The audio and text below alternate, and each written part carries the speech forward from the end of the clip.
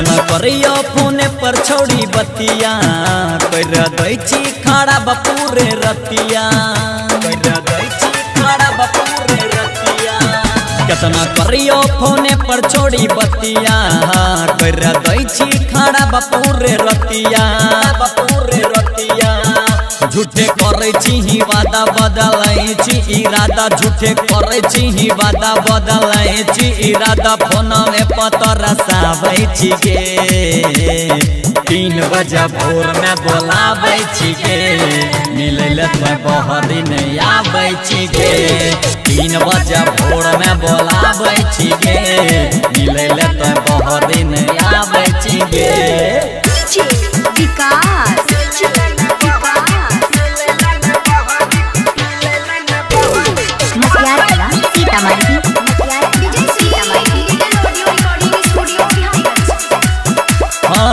बोले कि मिले चलो हमरा सताई के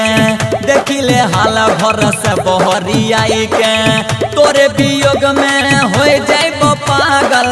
रखने छही दीवाना बनाई के दीवाना बनाई के दीवाना बनाई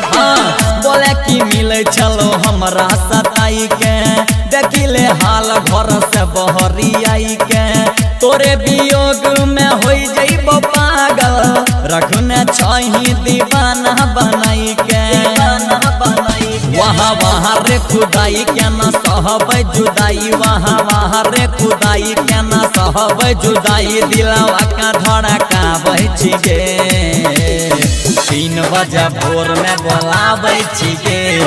मिलै ले तो बहरी नहीं आबै छी गे 3 बजे भोर में बोलाबै छी गे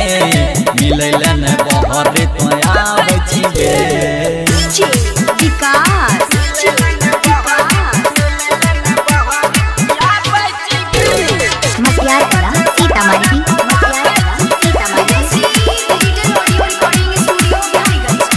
गे लागे ने मनवा पढ़े में किताब गे करे रहम दीवाना परयाब गे तोरे संग में जियबो जिंदगिया प्यार के पूरा देबो तोरा लाभ गे तोरा लाभ गे